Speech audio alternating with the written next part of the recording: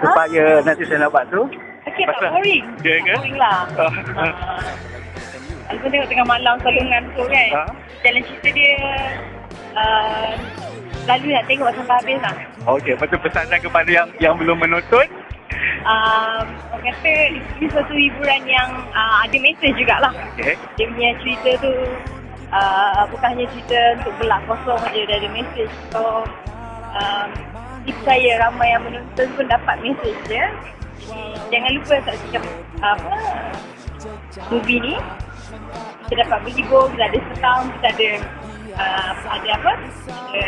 Ada sesuatu yang baik. Okey, terima kasih. Selesa pusing pening kepala tidak ku tahu